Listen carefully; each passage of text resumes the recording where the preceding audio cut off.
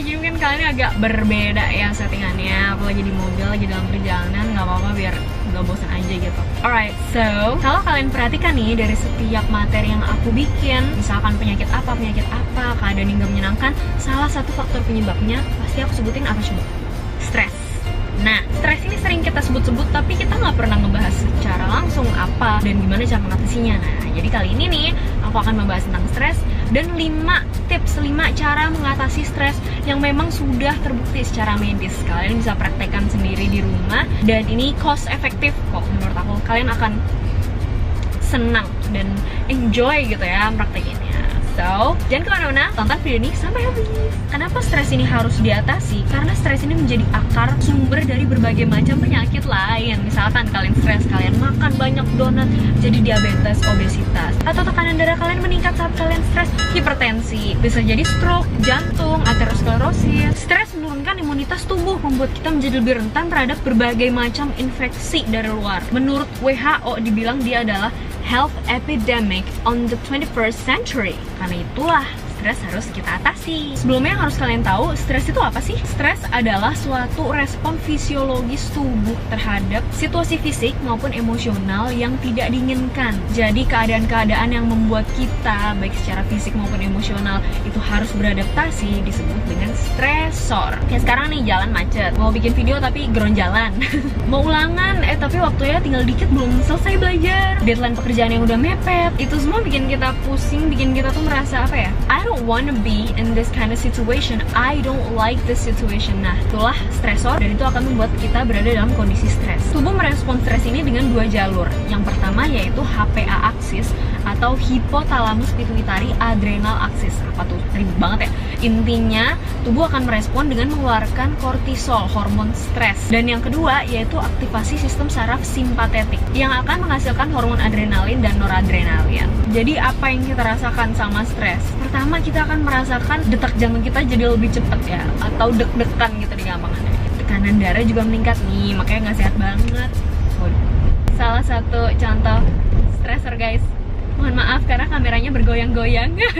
Nah, maka dari itu teknik pertama yang bisa kita lakukan untuk mengatasi stres ini gampang banget, murah, mudah, nggak butuh kos apapun, nggak butuh biaya apapun, yaitu adalah kalau kalian pernah dengar latihan pernafasan atau breathing exercise. Lebih lengkapnya lagi, diaphragmatic breathing exercise. Diaphragmatic breathing ini ditandai dengan adanya kontraksi diafragma yang lebih kuat, lalu pembesaran atau ekspansi perut ya, perut kita jadi melebar, jadi menggendut gitu, dan kita akan mengambil dan membuang nafas lebih dalam daripada biasanya. Terus kenapa dia bisa menurunkan stres? Karena ketika kita melakukan diaphragmatic breathing exercise, kita akan merasa lebih rileks, kita akan mengambil nafas lebih lambat, frekuensi pernafasan kita akan menurun, dia akan memaksimalkan jumlah oksigen yang kita ambil. Jadi selain nggak cepet tapi dangkal gitu ya, paru-paru kita tuh akan lebih mengembang gitu loh guys. Nah, selain itu dia juga bisa menurunkan aktivitas sistem saraf simpatis dan akhirnya meningkatkan sistem saraf parasimpatis. Dia akan lebih seimbang, dimana hal ini baik untuk kesehatan mental emosional kita, memberi kita mood yang lebih baik, suasana yang lebih gembira gitu ya, lebih rileks. Nah,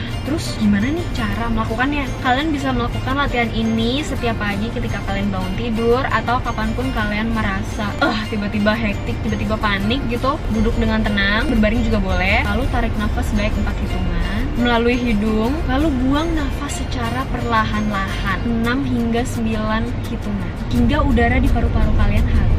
Kalian bisa mengulangi ini 10 kali, itu 1 set. Untuk lebih dalam lagi, kalian bisa ikuti kelas yoga atau meditasi. Karena yoga ini bagus banget ya, dia tuh mind, body, and soul, jadi holistic banget. Oke, move on to the next one. Mungkin ini kalian juga udah sering denger dan aku yakin banget kalian juga selalu mengalami ini, yaitu musik. Kalau misalkan kalian lagi pusing, kalian lagi stres, kalian semua pasti punya HP dong ya. Kalian nonton ini aja mungkin pakai HP, cuy. Tinggal setel Joox atau Spotify, pasang headset, dengerin lagu yang kalian suka, and that's it. Menurut penelitian, musik ini terbukti menurunkan kortisol sebagai respon tubuh terhadap stres. Untuk lebih lanjutnya, kalian bisa baca description box di bawah. Aku akan menyertakan link artikel ilmiahnya. Dan memang aku nggak membahas secara detail bagian otak mana aja yang teraktivasi pas kita ngedengerin musik, enggak. Intinya yang perlu kalian tahu, ketika seseorang mendengarkan musik, maka berbagai bagian otak akan teraktivasi secara bersamaan, terutama bagian otak kanan nih, dimana dia akan membuat kita merasakan emotional experience.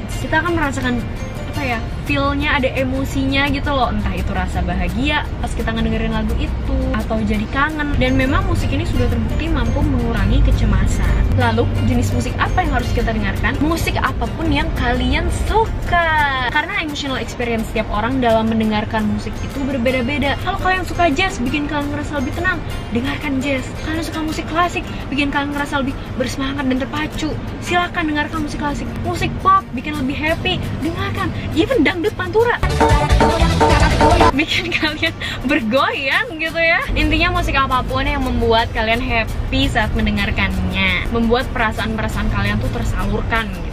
Oke, move on to the next point. Cara yang ketiga ini kalian pasti suka banget ya. Please, percaya nggak percaya, massage. Oh my god, siapa yang nggak suka dipijat ya nggak sih? Dan ini memang terbukti loh, ada artikel ilmiahnya. Jadi efek fisiologis dari massage atau pijat ada dua, yaitu efek relaksasi dan efek stimulasi. Relaksasi, dia akan menurunkan saraf simpatetik dan meningkatkan saraf parasimpatetik. Nah, akhirnya kita lebih seimbang ya. Dan yang menarik yaitu adalah efek dua, efek stimulasi. Ketika kita dimasas, terutama massage kepala nih, nah itu kan kenapa ya rasanya bisa enak banget, karena tekanan ini akan menstimulasi syaraf-syaraf di kulit hingga ke otak besar atau cerebrum. Selain itu, rangsang mekanik yang ditimbulkan akan menyebabkan relaksasi otot dan pelebaran pembuluh darah. Coba deh, misalkan kalian tekan ya, kalau massage kan ditekan nih, nggak lama nanti kan dia pasti akan merah tuh. Merah itu karena adanya pelebaran pembuluh darah itu tadi. Kalau pembuluh darahnya melebar, maka aliran darahnya pun akan menjadi lebih lancar guys. Lalu efeknya, tekanan darah akan menurun,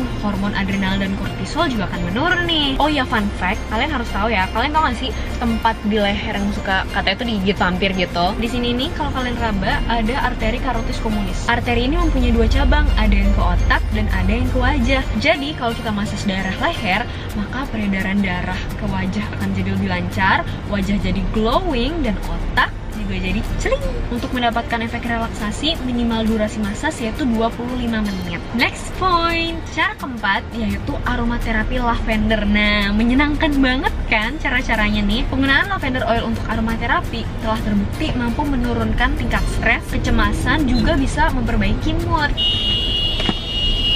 Stresor.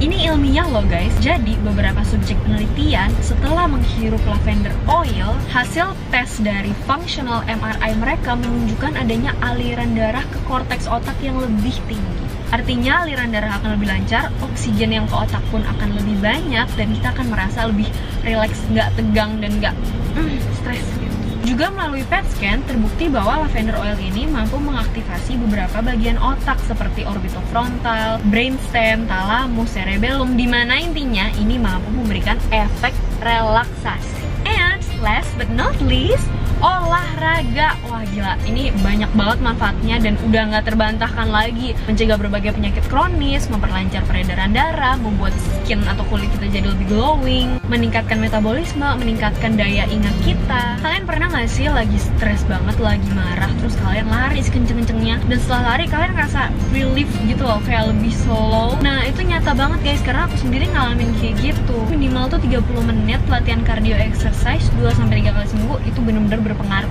You guys should try. Dan sebenarnya selain kelima cara yang udah aku sebutin tadi, ada cara-cara lain. Misalkan makan makanan yang bisa bikin happy kayak coklat, tapi nanti takutnya kebanyakan gula jadi DF. Minum kopi, tapi nanti terlalu tegang malah jadi jantungan, kena jantungnya. Jadi di sini aku memilih tips-tips cara-cara yang sekiranya gak harmful gitu loh, yang gak high risk gitu. Jangan lupa buat like video ini, komen di bawah, subscribe, dan share linknya ke teman-teman kalian. And don't forget to be my friend on Instagram @lahes. Okay guys, thank you so much for watching. Bye!